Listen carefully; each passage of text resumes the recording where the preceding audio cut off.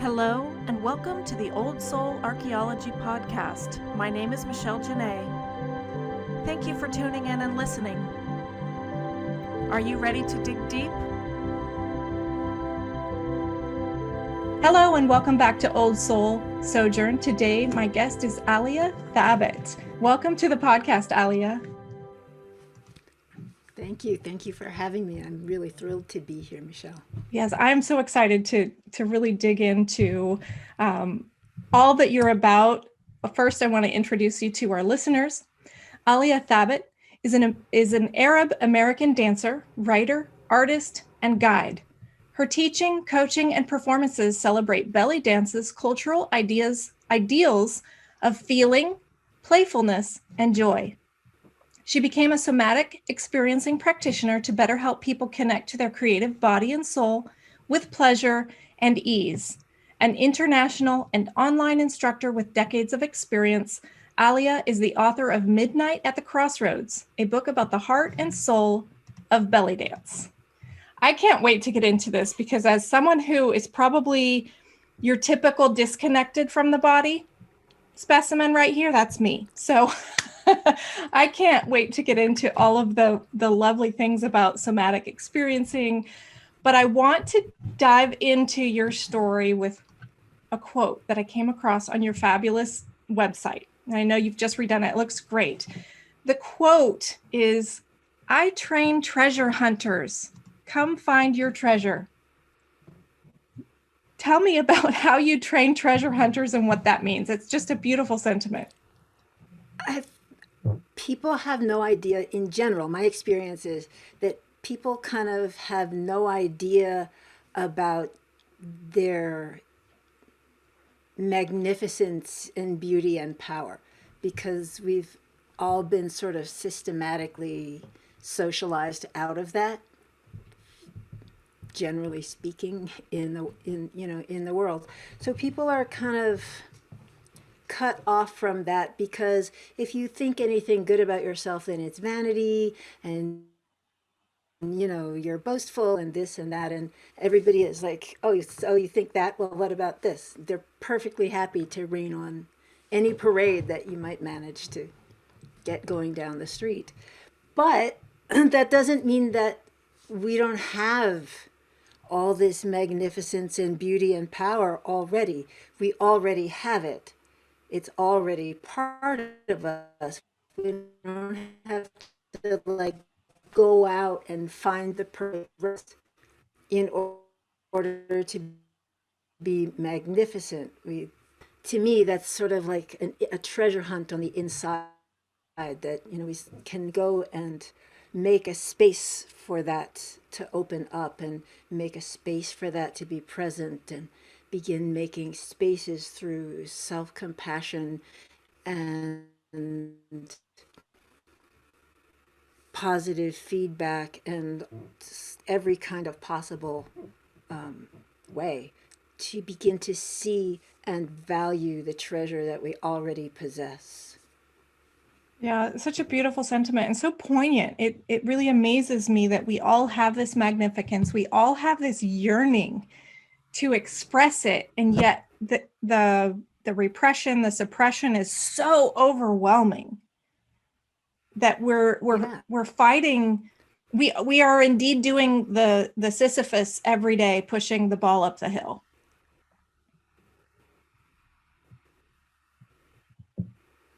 Yes, because while we're busy pushing the ball up the hill, we don't really have time to attend to all those other things of beauty and power and our creative potential and the lovely things that we might make in the world. Absolutely. Well, I want to get into the body because I think this is an essential part of what we're missing in our socialization, our culture, how we're brought up. We definitely live in our heads. I'm probably the most guilty of that, of everyone I know. And we're not taught, the feelings are pushed to the side, the body's pushed to the side, and we're aware of these things, but not in a way where we're actually in them. It's almost, it's hard to explain because we are bodies, right? We are physical, and yet we walk through life as if we're not. So I'm reading this book on imagination, and it talks about imagination as something that's embodied as well. So I want to talk about you being a creativity coach and a belly dancer. What does the being in the body do to imagination and creativity? What does the body do, being in the body do to imagination and creativity?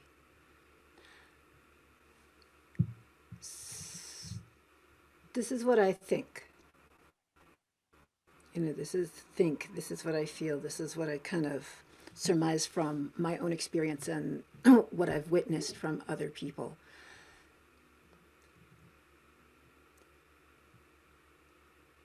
In terms of thinking, we have this sort of like direct problem-solving analytical kind of thinking that we tend to quite a lot of the time. And then we also have a more diffuse thinking, which is not analytical problem-solving, but like, oh, aha, those things that just come. And my experience is that when we are more in the body, there's a more open pathway for those things to come. We're more likely to notice them when they do, and we're more likely to listen to them when they do, because we develop trust in the body and the body's own responses. Most of the time we're like driving the bus all the time and ordering the body around and telling it what to do. Pick that up. Go over here. Do that. No, you can't sit down. Get up. Do the next thing.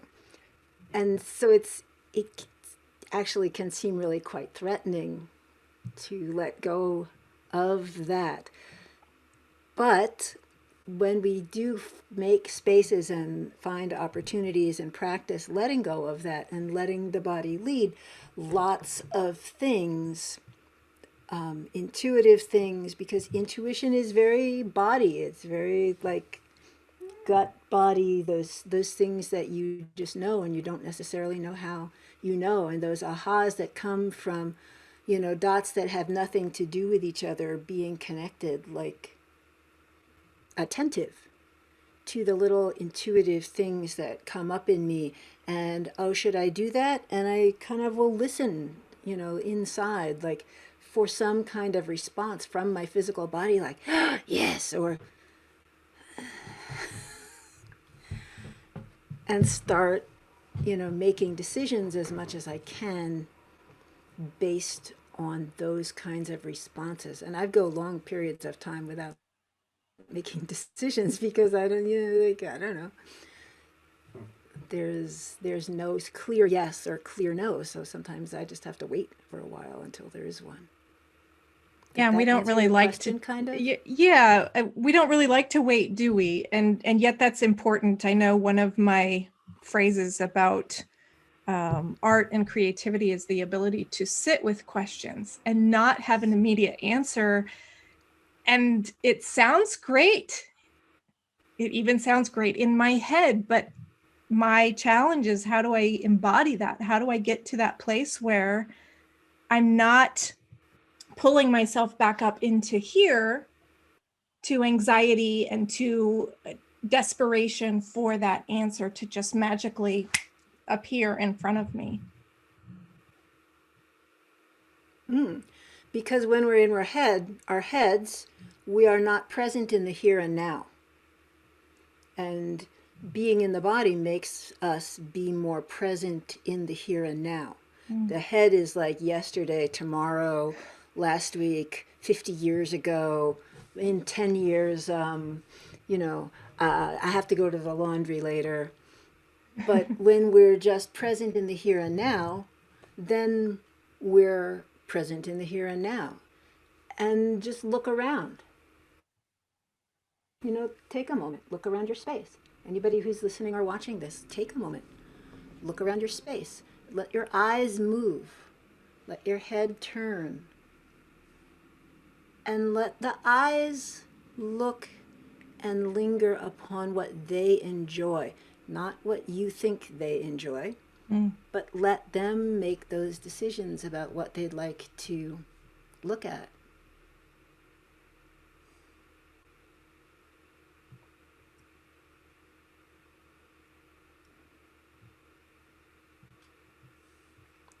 And sometimes it's surprising.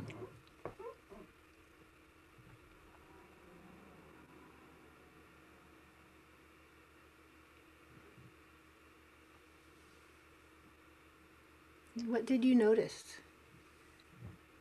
For one, I noticed that it's a very different way of seeing that I had to be prompted into, right? It's not customary for me being constantly in my head, but it was pleasurable because I wasn't judging anything. I was just seeing, which was actually pretty amazing. And it's interesting that, you know, we have to get into a place where we practice it so that we know it. Whereas right now you've just prompted me into something, and I could just as easily move on 5 minutes from now and be back into, I need to do the laundry, and I need, 3 years down the road, 5 years in the past, et cetera, et cetera. So it was actually a beautiful exercise to remind us, but really the bigger reminder, I think, is to practice. And I think that's why I feel drawn to your habit of dance. And I'm not one that actually feels very comfortable in my own body. And, I can even dance in my room and I drop it, I'll do it for a day or two, knowing that it's good for me, and then I don't. So we can talk about that in a minute. This isn't my therapeutic session as much as it is really diving into who you are, Alia. When did you know that you were a dancer? Have you always known? I noticed on your website you said you were, let me go back to the quote because it was in your about page. You're 16 at a belly dance class. I thought it would be cultural. I'm half Lebanese and Palestinian and sexy. I love the and sexy part. Did you always know you were sexy? No. No, not at all. I had no, you know how you look back at pictures and you go, why was I so down on myself? I looked fucking great. I'm sorry, I just swore. I looked great. What was I thinking? And it took me, my gosh, decades to even like my body, to realize, oh, this is your body. This is what it looks like. Whether you gain 10 pounds or lose 20 pounds, you're going to have the same shape. This is your shape. Mm-hmm. It's not going to change. Yeah. Nobody else has it. It's not very common. You don't see it when you look around. But you know what? It's yours. And that's okay. That took a long time. Like, I was old before I got to that.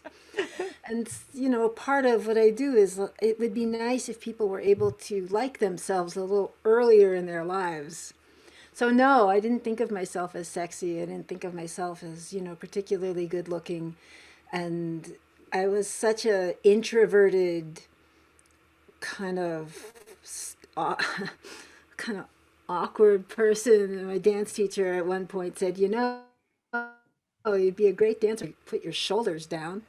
And I was like, my shoulders are up. What? It's very protective, isn't it? That response, right? Oh, super protective. And even after I got a lot better, when another dance teacher came by in a class and kind of just sort of whispered in my ear, the minute you start to feel the music, I notice your shoulders go up. Wow. So, all of us, bad things have happened to all of us. I mean, right? Yeah. Everybody out there, some bad things have happened to you, and they were scary, and you were helpless, and there was nothing you could do. And when we're helpless in the face of danger, we tend to retreat. And if we can't go anywhere, we can't fight, we can't run, being friendly doesn't work, then we just and we kind of stay like that, sometimes for decades. And, blame ourselves for everything. Like, if only I would have done this, if only I would work harder, if only I could stay awake 24 hours a day for 3.5 years, I might get this stuff done. How am I going to do that? it's our job to fix everything, and if anything goes wrong, then it's our fault. And that's a hangover and a symptom of, these challenging episodes from the past that remain unresolved. And because of those experiences, we tend to withdraw from the body because it is a scary and unpleasant place. So all the things that I do at this point now are sort of towards helping people come back into their bodies and just be able to tiptoe sometimes back in and be able to be in the here and now, because it's really hard to be in the here and now when all that noise from there and then is still chattering around, even if you don't realize that that's what the noise is, because the noise is saying, you idiot, how could you be so stupid? Why did you do that? Oh, why did you say that to her? And constantly who doesn't have those little voices in their head? Like, what's wrong with you? Mine are quieter now and often absent, and I like myself better. And it would have been nice to have a little bit more of my life like that. Wow, that's poignant too. It would have been nice to have a little bit more of my life. And I think so many of us are in a place where that's what we want. We want more of life and we want less of the noise. Every so often the theme of noise comes up, and I have to just speak to this again because I love etymology. That's back in the brain, but the root words. Are you familiar with the word cacophony? Yes, I am. Yes. And the root of cacophony is actually kaka. Literally means defecate or defecation. So in this cacophony of noise that is all of these things that are not us, but constructs of our conditioned mind, or, the negative most often, we're literally in the sty of something. And I think that's why it's hard to be present, because we have to bring ourselves out of this place where it's muck and mire. Mm-hmm. Yeah, and that place focuses on the negative, doesn't it, all the time? It's always like tearing down, and it's like if we're mean to ourselves quick enough, we can get there before someone else can be mean to us. And then other people being mean to us won't be as powerful because you're like, ha, I already knew that. I've actually really tapped into that in myself, understanding and being aware of that tendency to, it kind of reminds me of the stories of the saints that would flagellate themselves, as if they were beating God to the punch, much less everybody else.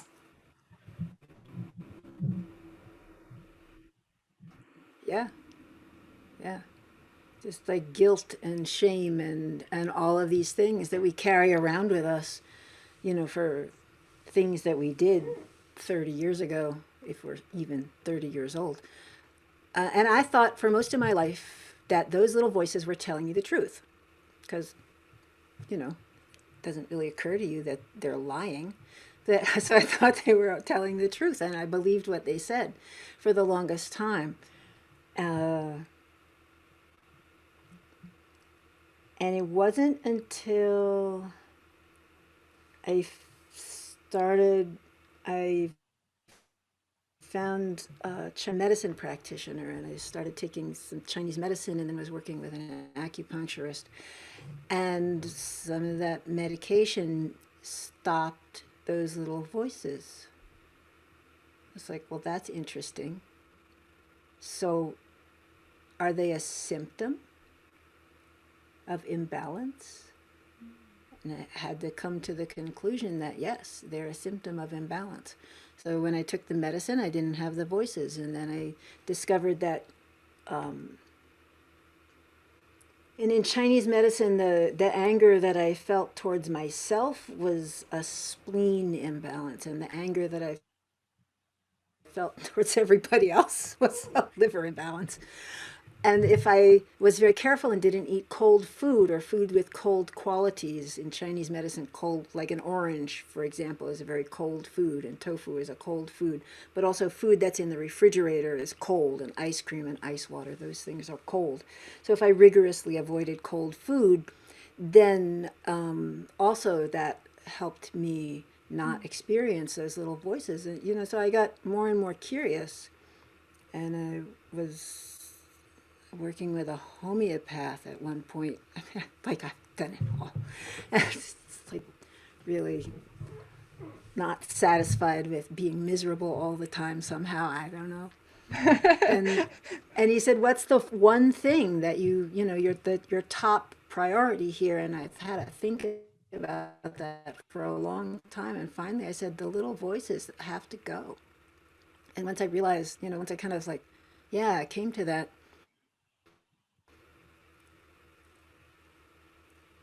and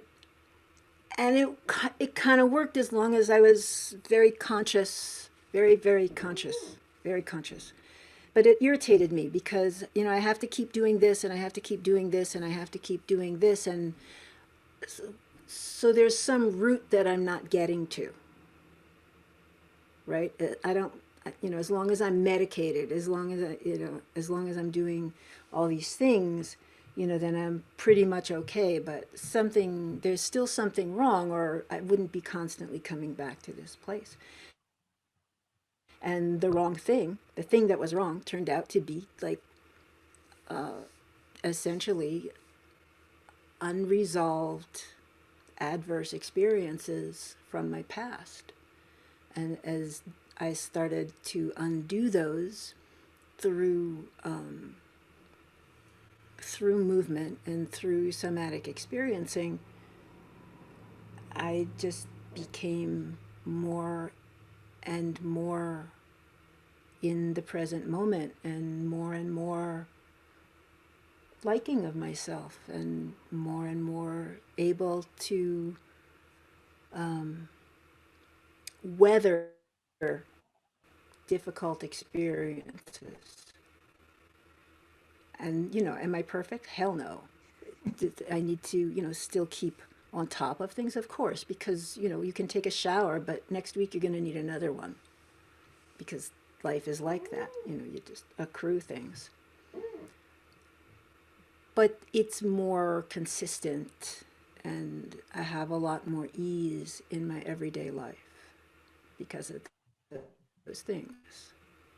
And so when I realized that for myself, and I realized almost from the minute I started getting into the trauma stuff that it fit perfectly with the belly dance stuff that I was already doing. And because it was improvisation, and it's very internal anyway, the way that I do dance. It's very internal, and it's very body focused. So all of these things fit together. Even EMDR, right, is like eye movement, eye movement desensitization and reprocessing, which is basically looking from side to side while considering something unpleasant. It exists in Oriental dance because we're always looking from side to side. You drop the eye, you look up, you look to the side, you drop the eye. Everything we do crosses the midline. It's all midline crossing kind of stuff. And I was like, that's interesting. So I just these things keep coming together. And because I think about them and just kind of have them swirling around me all the time, they'll be like little ding, ding. And I just connect the things. I think I just went off on a complete tangent from whatever you asked me, and I apologize. No, I love it. There was so much richness there. And it's funny, I was in the middle of a meditation the other day, having read something about the infinity sign, and the infinity being a literal masculine and feminine. And when you connected the eye movement, right? So in the middle of this meditation, my friend was actually doing a shamanic illumination healing for me. And she's like, I just felt compelled to do an infinity sign over your body. But as she was doing it, and she was telling me that she was doing it, I started to do that with my eyes. And she was guided intuitively. I was guided intuitively. So I started to do this with my eyes. And the over and back is masculine. Yeah, masculine, and then feminine, and then right brain, and then left brain, and et cetera, really kind of bringing that union. So that connection in the idea of dance and eye movement is appealing to me as well. So speaking of unresolved adverse experiences, we talked before about being unable to fight or flee or friend. None of those things were working. And so you just like kind of stuck with freeze because you can't do anything.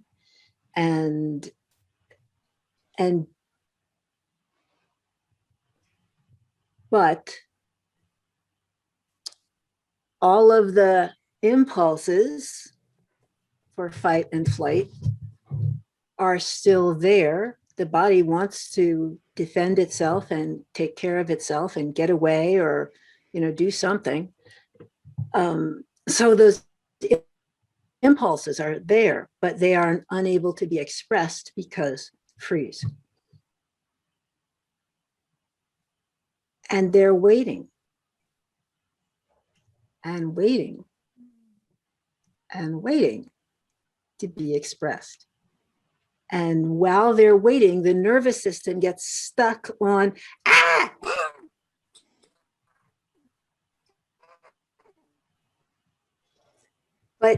and for some people that expresses itself being moving.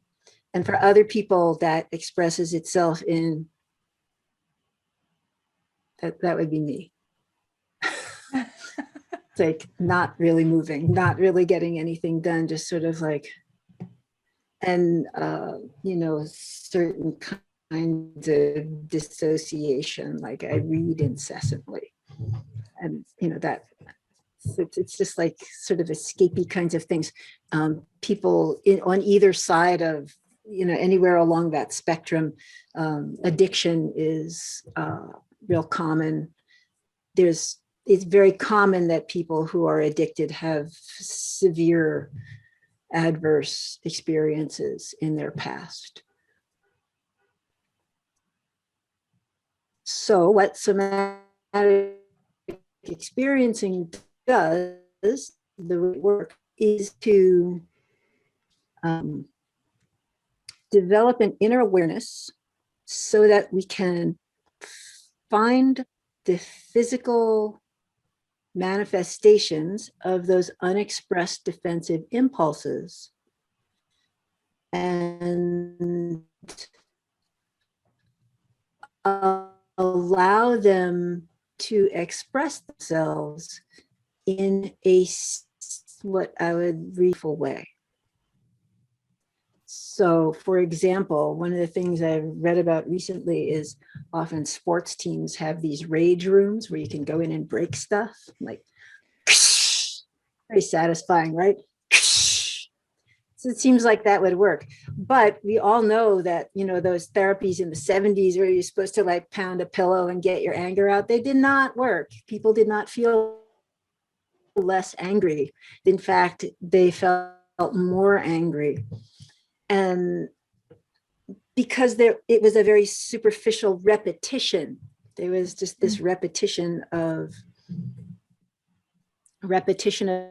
action. People get into these patterns of behavior where when you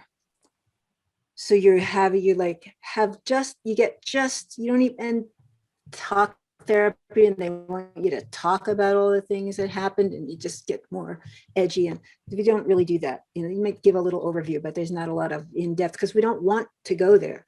We want to stay as just so far to the edge that there's just the tiniest little edge of activation. And then find where it occurs and what the sensation is, or images or memories or whatever comes up from that, and then follow it so that it can come out.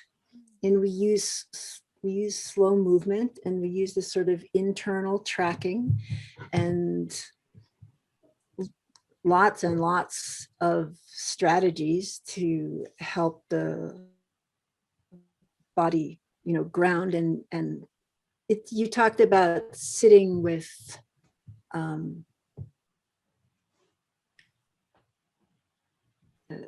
was it sitting some kind of sitting with ideas, or sitting with questions? Sitting with questions. And in somatic experiencing, we sit, compassionately with discomfort. Normally you get a little pain, you're like, ugh. Yeah. Sitting with sensations, maybe? Yeah, sitting with sensation, and not just focusing on what's wrong, but also focusing very, very strongly on what's right, because we're alive, right? We're still alive. We got through it. Whatever it was, you got through that. You are here, and you are, alive to talk to me. And everybody who is listening or watching this is alive to see it. And so there's some serious resources that we have that get us through these bad times, so that we are still here. Because in the wild, you either survive the threat and all is well, or you're not there anymore. So we survive, but because our modern situations are so different from, what we evolved to manage out in the wild, essentially, we are more likely to have more extended, challenging circumstances and events, and less likely to be able to return to normal afterwards. We just kind of stay on high alert. Yeah. It sounds like the somatic experiencing is a way to kind of come back to self, but like the full self, right? We're not pushing things away. We're not trying to escape them. And even maybe some of our escapist tendencies have a roundabout way to come back to themselves, like a nice guided visualization or something, where we can find our way back, and maybe not through the most I want to say rational, because we're raised to think that things happen in a certain linear way, right? So maybe there's a certain benefit to coming around, right? So it's not as linear, perhaps, as we think it should be. Yeah, well, this is rational, and this is not. Yeah. And the fight or flight stuff is all down at the bottom there, that lizard brainy stuff, and freeze is down there, and that's even older than that stuff. And it does not evolve. It does not learn. It is like really old school down there. Yeah. And things happen to us before we even have words. So we can't really talk about them. There's things that exist, they're not language. They don't have language, and the body doesn't really have language. And this is pretty recent in terms of development. The whole frontal cortex is like sort of bolted on as an afterthought. So it's so just as an example, if you lift your arm, and just lift up your arm, and then just like notice what's inside your arm. Like there's a sensation of heaviness, because your arm is probably kind of heavy, and there's air on your skin, and there's muscles in there. And if you extend your arm slowly and really pay attention to all of those moving parts in there and how beautifully they fit together,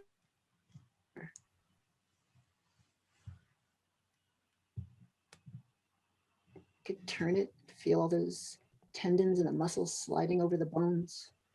Lift it.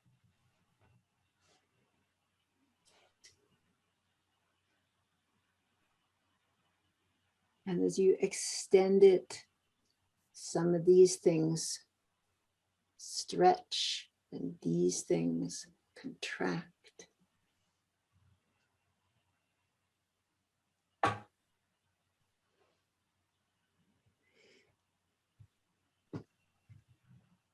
And just that is a little vacation, isn't it? It is.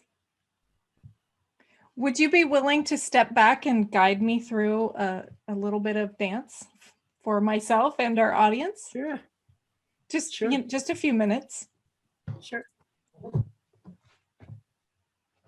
get put a little more light to get some better.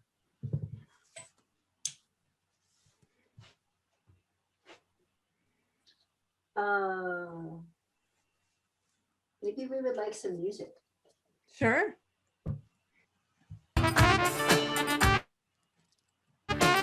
How's that volume? Maybe a little bit lower so that I can hear your voice when you step back. Okay. How about that? That's good. Okay. So we could just start by sort of bopping to the music a little bit.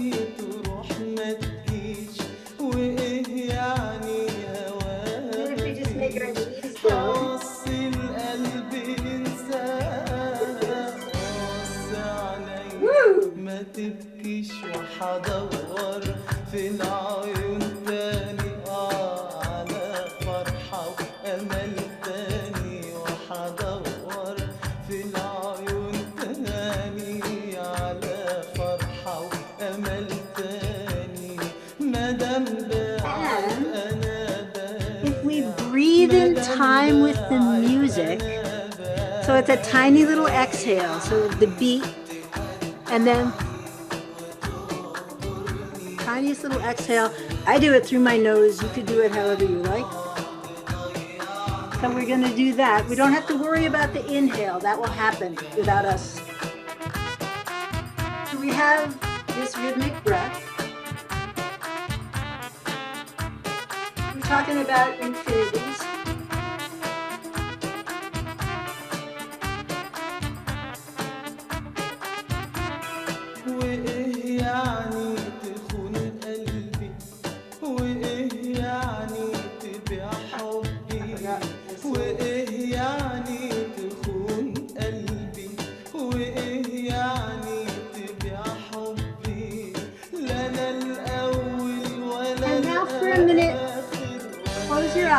Keep the breath and let yourself move very slowly while the breath keeps you connected to the beat, and feel what you're doing.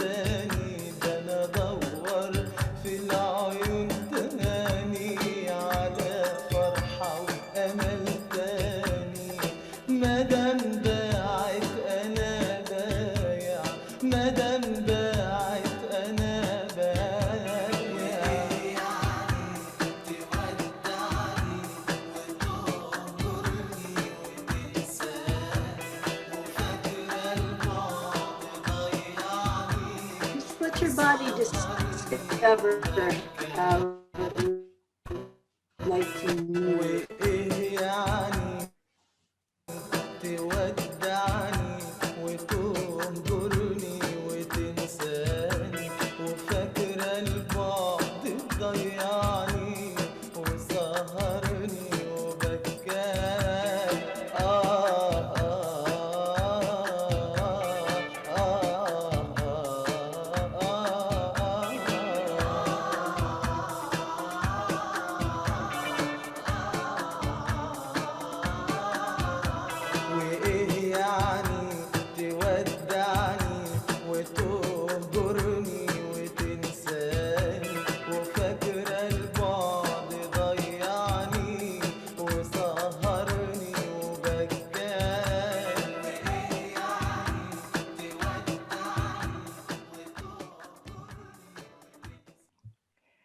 That felt so much better in good company than sometimes doing it alone, I think. Yeah, I think it's nice to have company, and the company, just having a group to kind of hold the container is a good thing. And in SE too, we do a lot, like the training, the instructors do like whatever we're working on, they'll do a demonstration, and they'll do the demonstration in front of the whole group. And then you have this whole room full of people who are kind of like there with you, because, mirror neurons. So everyone's sort of going through a little bit of the same thing, and helping to make space. We were talking about that the other day, that it's in some ways it's nicer if we can do it as a group, so that there are witnesses, and the witnesses are there to help hold the space. That word is so powerful, the idea of a witness. And I recently started a group. I started it for myself as a way to deal with my own sense of self-loathing, self-hate. It's called Love Yourself Experience. And there was nothing that was business-minded about it. It wasn't a funnel. It was just me showing up for myself, but inviting people to come with me. Yeah. And I think that the witness part of that is so important, because I think we can tap into our own higher self witness at some point, but that's really hard to do when that's been conditioned out of us. And so to really have someone else bring a higher sense of self within themselves to us is so powerful. Mm-hmm. It kind of makes me emotional. And I want to thank you for that. Thank you for dancing with me, for allowing this. I mean, this is the first time on this podcast that I've done anything like that. And I actually felt good. And I actually thought, well, maybe I can go do this for my husband, and not feel funny about it. Because as women, we do need to feel embodied. We need to feel sexy. We need to feel, and not just in the bedroom, but everywhere. I mean, that's how we show up, right? As embodied sexual creatures. Yes. And we need to feel those things for ourselves. Yes, true. For ourselves. And also, I just want to insert a shout out to my Sufi teacher, Dunya McPherson, which is Dancemeditationorg, because the slow movement and the rhythmic breath, those come from her and her Sufi training in the Shatari tradition. And it's those parts that connected very strongly with the somatic experiencing concept of, that introspection and slow movement, and just allowing yourself to be aware of what the movement feels like. Because Oriental dance, culturally, it's all about the feeling, but the word in Arabic, ahsas, for feeling, means both like emotion. In the dance world, we usually think of it as like the emotional timbres that exist in the music and expressing those, but it's also physical feeling. And man, there's a lot of mind-body practices out there, but Oriental dance is the ne plus ultra, in my perception and experience, of mind-body practices, because the rest, they're very serious, but belly dance is like, and you have music, and you get to dress up, but you have this beautiful opportunity. And most of the way that it's taught is not like this. It's like, here's your choreography, 1, 2, 3, 4, 5, 6, 7, 8. But the cultural dance is improvisational. It is very much embodied. It's very introspective. And it is a playful dance that brings joy to the dancer, because like, you get to do the things, and it's like,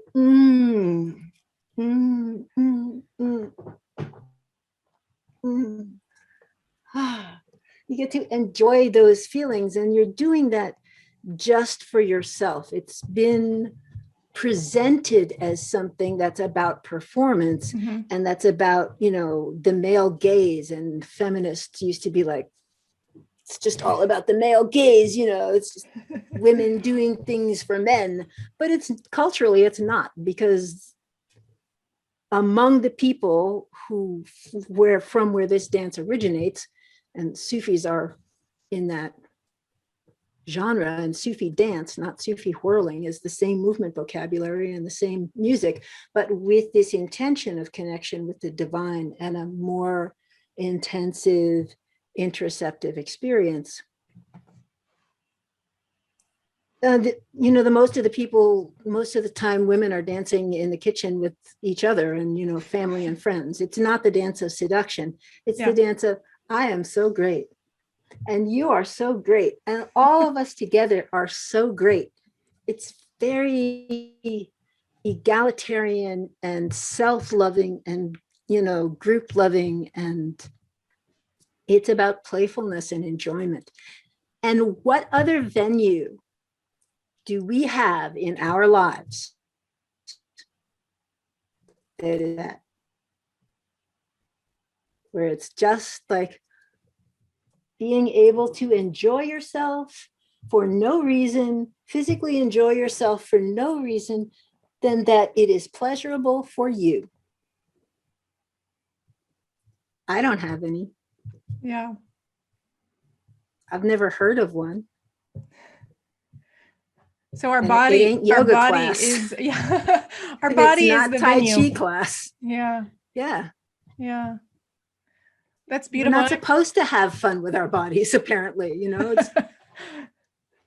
We have this Puritan, all this still, we have all this Puritan work ethic and just like, and all of those older things are, sort of the body is sort of icky and trashy and, it's always eating and shitting and wanting things and, ew, but it's, what else is there? Yeah.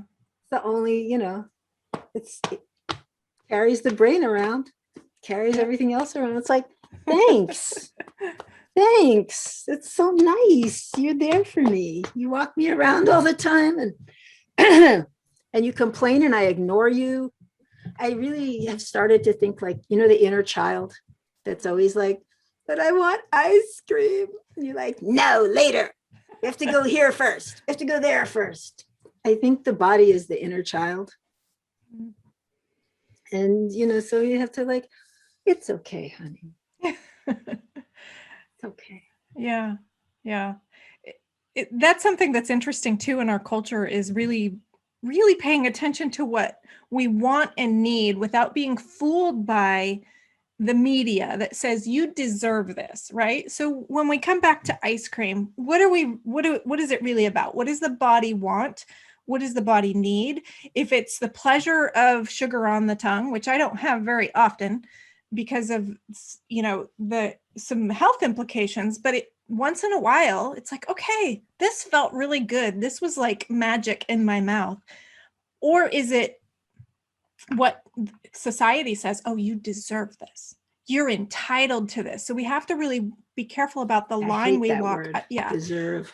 Yeah. Well, actually, at the root, deserve means what serves you. We've bastardized it like so many other words.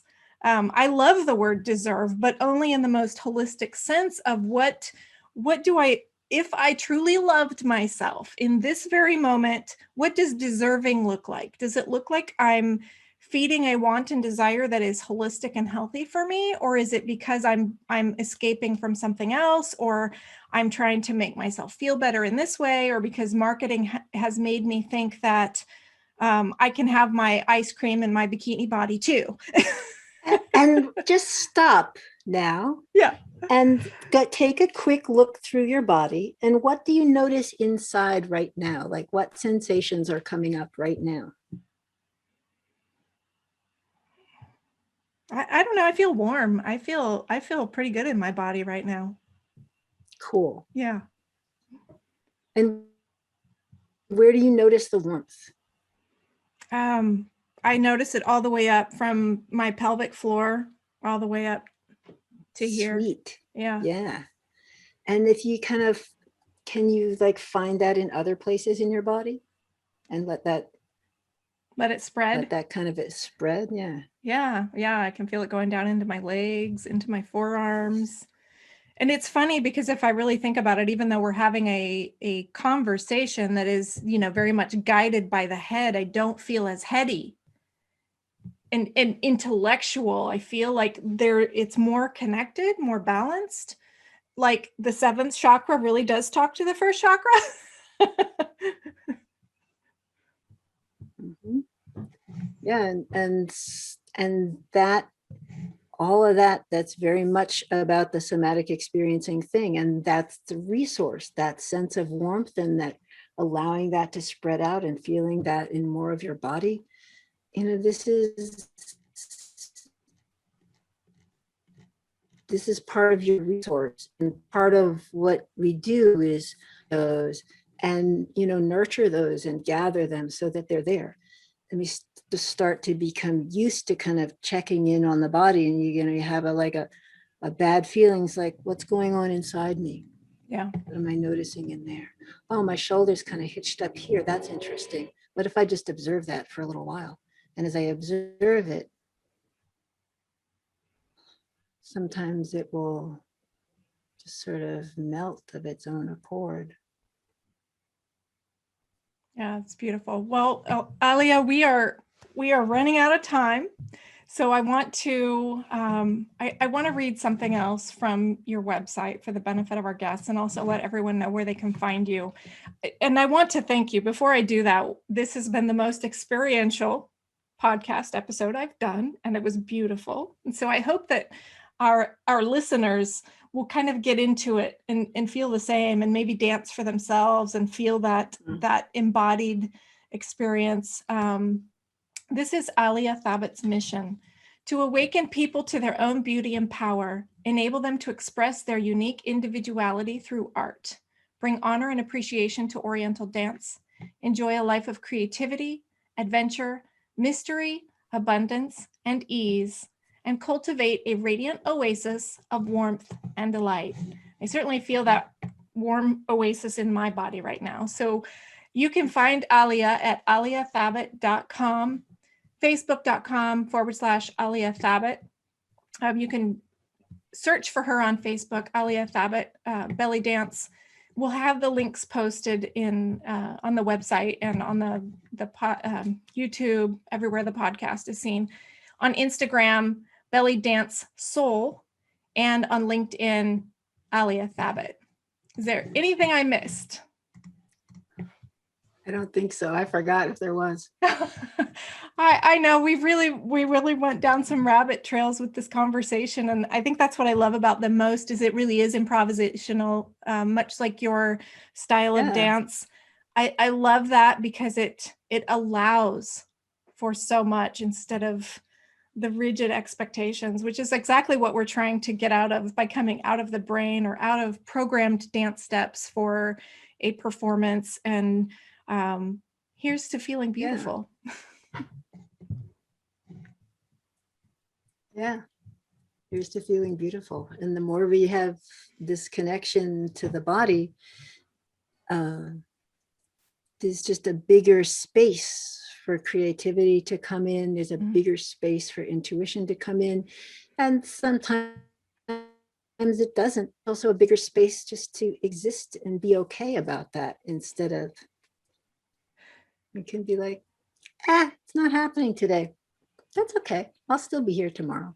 Yeah. I love that, the idea of space, because we want the methods for tapping into creativity or being able to hear our intuition or our psychic voice, but sometimes it is really about sitting in the space.